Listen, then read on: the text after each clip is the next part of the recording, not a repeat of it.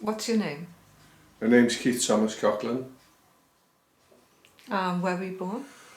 I was born in 48 Upper Canning Street, Liverpool 7, 1946. I don't remember much of my childhood. I think because my father was illegally deported, and with him not being here, there was a missing part of my life. Have you got brothers and sisters? Adopted brothers and sisters. I've got 3 sisters, 4 brothers, all younger. What's your earliest memory of being a kid? My earliest memory was being attending St Margaret's School, Upper Hampton Street, Liverpool 8. I was 5 years of age when I joined the school. From there, we moved to Kirby. My mother had another child whose name was Dennis.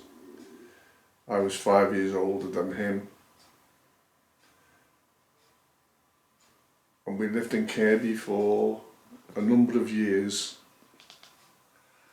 and moved about various places in Liverpool. So was your mum on her own when you were a little No, boy? she was on her own until she married John Cocklin. And you took his name? They gave you his name? No, I took his name when I was 16, and I took his name because I was adopted rather than being integrated into the family sort of thing. So what was your name on your birth certificate? Keith Thomas Jones. That was my mother's maiden name.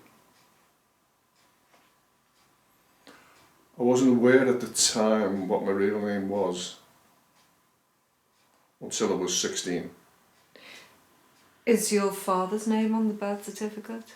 No, that's what I was hoping, because the birth certificate place came to Liverpool, and I was hoping that my name would be on the birth certificate, but unfortunately it wasn't. So when you were a little boy and up to the age of 16, so you'd been adopted by Mr. Cocklin. Did you ever think about your dad? No. To a certain extent I was happy. I often wondered what happened to my real father, and they told me that he'd been taken away. I didn't ask any questions, and it was only when I was 16 that I asked the question, what happened to him? And that's when I found out. What did you find out? I found out that at 16, because I had to go before a judge to get the adoption papers done and take up my adopted father's name, I could either keep Keith Thomas Cocklin, Keith Thomas Jones, or my real father's name. It confused. I just left it as it was, as I kept that name for 11 years, 12 years. So when I was asked this, I said, I'll keep Keith Thomas Cocklin. It was easier. And is Mr. Cocklin Chinese, or are your brothers and sisters? No, English. Right, if you can just say that. My brothers and sisters.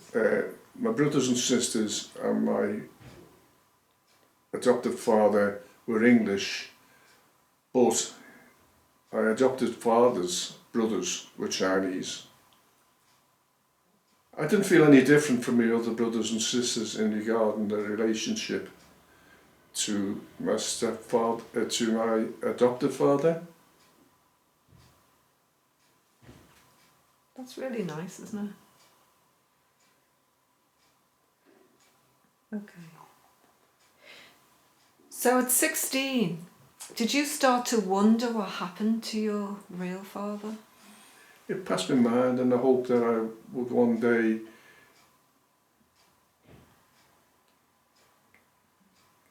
get a ship that went to China, not realising it's so difficult because none of us knew how big China was. None of us knew anything about China at all. It was completely in the dark about China. So what did you do when you left school? How old were you? I was 15, I went in the Blue Funnel, which was a Chinese shipping company, and English.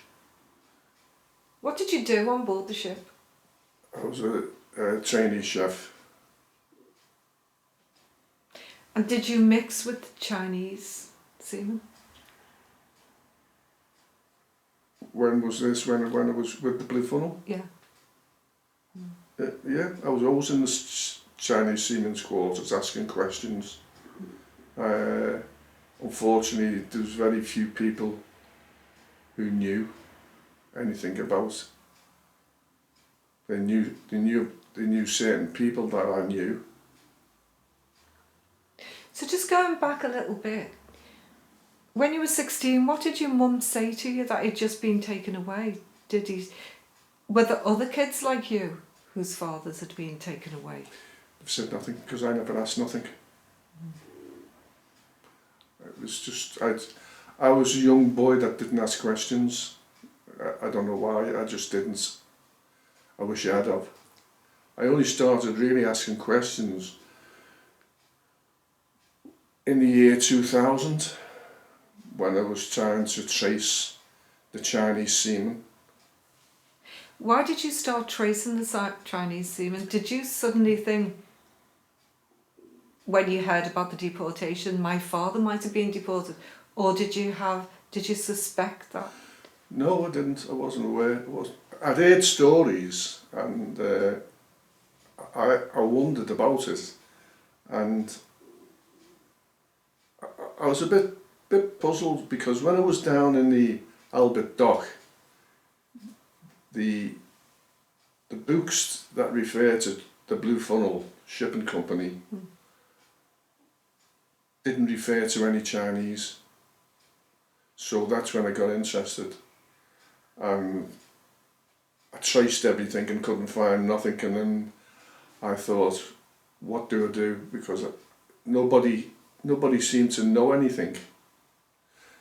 So I was driving back one night from the Albert Dock, and I thought, if I'm going to find anything, I'll try and get onto the Roger Phillips show, which I did, and then Roger Phillips got hold of it, and we went from there.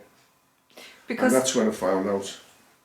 Because at one point there were 20,000 Chinese Blue Funnel seamen in Liverpool. So it's a bit odd that there's nothing in any of the books, isn't it? Most of the what do you want to call them, archives or whatever, were all burnt. They disappeared. I did try in 1986, and I was told the dock that led to the India buildings underground flooded and everything had disappeared. Plus the fact that after World War II, everything was burnt, and it was because of the Australian seamen, the Canadian seamen that kept hold of all the information. Otherwise we wouldn't have anything, because Britain was burning everything.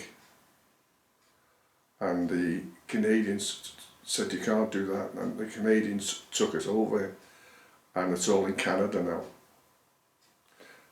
I think that the people in the archives, Maritime Museum archives, said it is in Canada, but like 1945, 46, 47, 48 are missing. Yeah. They, Right, now there was a lot of information in Cardiff and Bristol, and that's where I used to get all the information from, and then it was closing down and it was all sent to Canada. All the information was sent to Canada. So after being on the Roger Phillips show, how long was it before you found out that your dad actually was deported? Well, everyone was interested. I couldn't believe the amount of people. Instead of, I just thought it'd be 20 minutes. It was days, weeks. And then people were so interested that it just escalated. And we went from there to a woman called Caroline Adams, who was a producer of the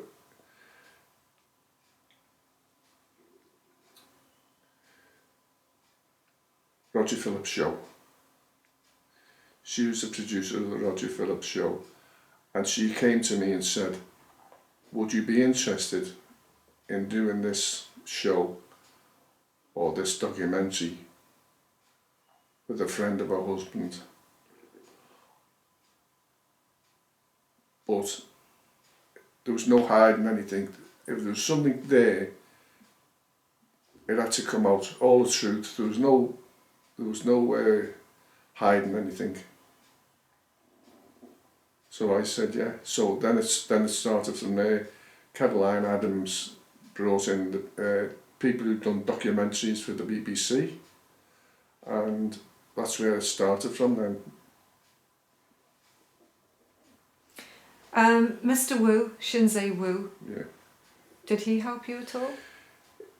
He helped me slightly because Shinzei Wu didn't come here till 1953, was he? 53, so he knew. I had an uncle who was called Dang Pao Yu, and he got off the ship in Singapore and stayed in Singapore until he died. And Shinzei Wu knew Dang Pao Yu. Everybody knew Dang Pao Yu. He was the most famous Shanghai sailor in the world, actually. So he was sort of like an interpreter, and there was a couple of people who were friends of Shinzei Wu who were here at the time this happened. His brother Tupe? I think so, maybe. If you could tell us, did you find your dad? And how did that happen? We think we found my dad, which he would have been passed away. I met somebody from China who was working in the University of Japan as a lawyer, and he had to come to Liverpool to do some work at Oxford, and I met this young man, and apparently he was supposed to be my brother's son. So we met in Liverpool.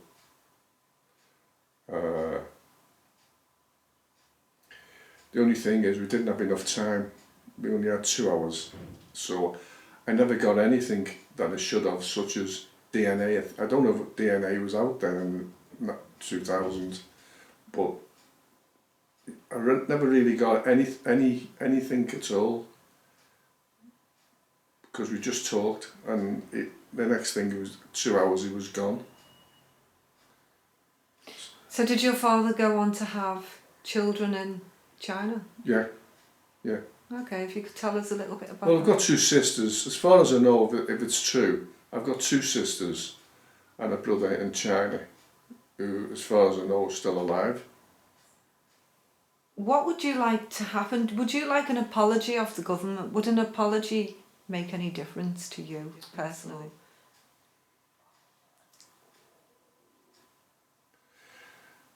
This government's done so many things wrong, you know. What's an apology worth? No, I don't think it's.